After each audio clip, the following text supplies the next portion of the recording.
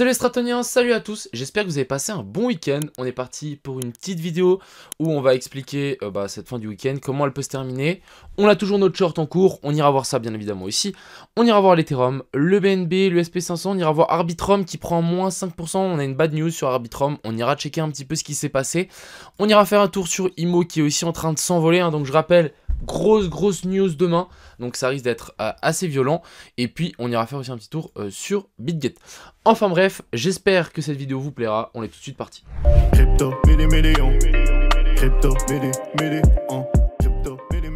Commençons directement ici avec BitGet. Donc il y a un concours de trading qui vaut monter jusqu'à 100 000 $, assez intéressant. Alors après c'est un concours un petit peu spécial étant donné que c'est un concours avec du volume.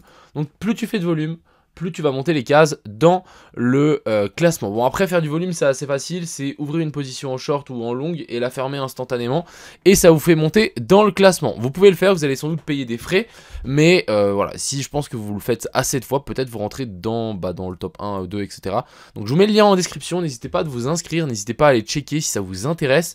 Personnellement je me suis inscrit, mais on verra, vu que je vais recommencer le trading du coup dans le copy trading, on aura un petit peu de volume à mon avis.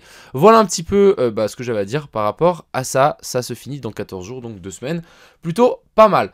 Ensuite, qu'est-ce qu'on a? On a du coup Arbitrum. Donc qu'est-ce qui s'est passé? On a la fondation Arbitrum a déclenché un vote pour l'utilisation de 750 millions de jetons Arbitrum. Donc oui, c'est beaucoup. Le jeton actuellement Arbitrum, il est environ, voilà, il est à 1,2 $. Je ne sais pas si vous vous rendez compte le nombre d'argent que c'est, mais c'est juste gigantesque. Donc ils ont fait un vote et ils ont eu un massif contre. Donc il y a vraiment eu beaucoup de gens qui ont dit non. En fait les tokens sont déjà en train d'être vendus sans l'aval du DAO. Donc Arbitrum qui ne respecte pas le fait qu'ils ont fait un vote et que le vote est non, ils le font quand même. Donc on a la charte ici qui descend. On va voir qu'on arrive quand même dans une zone intéressante, mais clairement quand on voit ce genre de news, est-ce que ça vaut la peine de essayer de rentrer maintenant? Franchement, ouais, je suis pas sûr. Donc on ira voir la charte après, mais là je vous tenais à vous dire cette information ici qui est assez importante à mon avis. Donc passons ici sur ce BTC, on a toujours notre short qui est en cours, hein. Je rappelle qu'on avait shorté sur ces niveaux là, donc à 28 550. On est actuellement à 28 300, donc on est clairement en bénéfice, on est à 250 balles de bénéfice. Personnellement je pense qu'on va encore descendre un petit peu, on s'est arrêté un petit peu au milieu de nulle part. Donc on va zoomer, il s'est pas passé grand chose ce week-end, le volume est assez bas. Bon, il risque de se passer quand même quelque chose du coup entre aujourd'hui et demain, vu que ça sera l'ouverture des marchés. Donc déjà, premier truc, ce qui serait assez intéressant de voir si vraiment on est contre la tendance, c'est pourquoi pas que le BTC redescende chercher cette zone OTE, donc de cette dernière hausse qui se situe ici. Donc pour le moment on n'est toujours pas dedans. Donc je pense que si on arrive dans cette zone là, je pense qu'on peut peut-être déjà prendre 2-3 bénéfices, on sera à plus 500, c'est très bien. On a une petite zone de fair value gap ici, on le voit bien, donc cette petite zone ici peut être très intéressante pour tenter un long. Si vraiment on arrive à avoir cette zone ici assez intéressante, on fait une jolie petite inversion de structure, etc. C'est clair et net que je vais sans doute close mon short parce qu'il y a de fortes chances ici qu'on vienne pousser un petit peu vers le nord.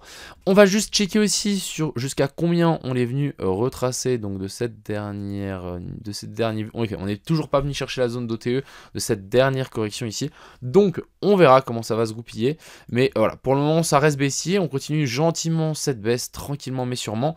La zone dans laquelle on va devoir surveiller c'est ici, on peut clairement avoir, hop, et ensuite on rebondit. On peut voir aussi ici sur cette charte qu'il y a beaucoup de stop loss ici qui sont toujours libres. Moi j'ai mon stop loss là pour les gens qui se souviennent, mais en gros ici il y a pas mal de stop loss des gens qui sont en train de shorter, donc pourquoi pas en fait les rect, étant donné qu'on a rect les longues ici, on le voit bien, on a rect 2 fois les longues, donc pourquoi pas faire ça, on remonte et du coup mon short tombe à l'eau. Donc c'est un peu le scénario que je vois. C'est un retour en tout cas dans cette zone là et ensuite on verra. C'est pour ça que ça peut être assez intéressant de prendre 2-3 profils là-dedans, et si vraiment ici on voit qu'on continue à goupiller, pourquoi pas rouvrir, et à mon avis on cassera ces niveaux là. Donc voilà, mais il s'est pas passé grand chose ce week-end, donc pas grand chose à dire non plus malheureusement. Ensuite ici, du côté de l'Ethereum, on est aussi en train de latéraliser tranquillement, on laisse des stop loss ici, alors que les longues se font rect à chaque fois. On a une grande zone de fair value gap juste ici en dessous, pourquoi pas venir la chercher avant de faire une dernière jambe, je dirais pas une dernière jambe haussière, mais avant de faire une jambe haussière, donc encore pourquoi pas descendre encore un petit coup et ensuite vouloir partir. On a une zone assez intéressante ici sur l'Ethereum. Du côté du BNB, alors BNB rien à dire il me semble, on est toujours en train de latéraliser dans cette espèce de bear flag un peu chelou, vous voyez ce qu'on est en train de faire là. Alors pour moi ça c'est plutôt baissier et je m'attends encore vraiment à avoir un mouvement assez impulsif comme ce qu'on est venu faire ici, hop, et qu'on continue à la baisse. Ensuite ici on a l'indice du dollar qui rebondit, donc c'est exactement ce qu'on avait dit, on en avait déjà parlé hier, donc ça c'est quelque chose de très bien.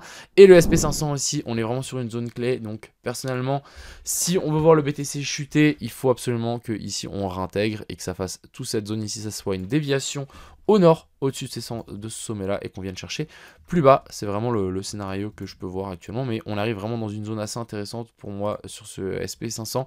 On arrive vraiment dans la grosse zone de fair value gap ici qu'on avait laissé. Alors, on va parler de Arbitrum. Alors, Arbitrum, on est quand même dans une zone assez intéressante, même si, voilà, ils n'ont pas respecté, c'est un peu dommage. Vraiment, c'est un bon projet, etc. Mais bon, là, ils n'ont pas trop respecté ce qu'ils avaient dit. On était venu chercher la zone ici de fair value gap. On est venu faire ici un boss, et ici, en fait, on a notre cost, donc changement de caractère. On fait un retour dans notre zone ETE, donc on a notre zone d'ETE qui est ici. Donc on doit, en théorie, hein, là c'est sans le fondamental, donc c'est pour ça que le fondamental est assez intéressant en ce moment. Mais en théorie, on est clairement dans cette zone-là et on devrait s'attendre à un rebond dans cette zone-là. On peut, je pense, revenir chercher un petit peu plus bas, récupérer ces stop loss ici. On va peut-être même pouvoir pousser la zone de pivot. Sur la dernière fois, on a fait support, déviation, on refait support et pourquoi pas refaire support dessus. Mais là, ce qu'il faudrait vraiment pour potentiellement long Arbitrum, c'est vraiment un boss. Donc quand là, ce qu'on voit, c'est clairement une clôture au-dessus de ces niveaux-là. Je parle de la zone des 1.3. Si vraiment on a une clôture au-dessus de cette zone-là, on peut clairement s'attendre, ok, alors là, Arbitrum peut repartir vers le haut et il y a de fortes chances qu'on pousse vraiment de nouveau vers le nord. Mais tant qu'on n'a pas de nouveau plus haut, même si on est dans une zone intéressante, je ne longue pas. C'est trop risqué, surtout avec les news qu'on a. Vraiment beaucoup trop risqué. Ensuite du coup on va parler un petit peu de IMO. Donc on a IMO qui s'est envolé ces 3 derniers jours, hein. Ici on a combien de volume? 16 000, 40 000 et là de nouveau 20 000 de volume. Donc il y a majoritairement des achats, ce qui est un peu normal étant donné que le projet est très nouveau et que il y a très peu de gens qui ont déjà des tokens. Donc tout simplement c'est normal que ça monte. Je rappelle que la news arrive demain en fin de journée. C'est un banger, vraiment, je suis grave content. Et puis voilà, donc je pense que le projet a des beaux jours devant lui et on va continuer sur cette jolie lancée. Encore une fois, si vous voulez suivre le projet, si vous voulez vous intéresser, etc., il y a tous les liens en description. Il y a un site internet qui est vachement complet sur ce qu'on fait, comment on le fait. Il y a le livre-blanc, donc white paper, donc livre-blanc c'est en français, mais qui explique vraiment tout. On a fait quelque chose d'assez complet, donc n'hésitez pas à aller check, vraiment, en tout cas moi ça me fait plaisir si vous allez check. Encore une fois aussi, dernière petite info, donc vous pouvez chercher IMO USD. Vous pouvez le trouver ici sur comment on appelle ça, sur TradingView.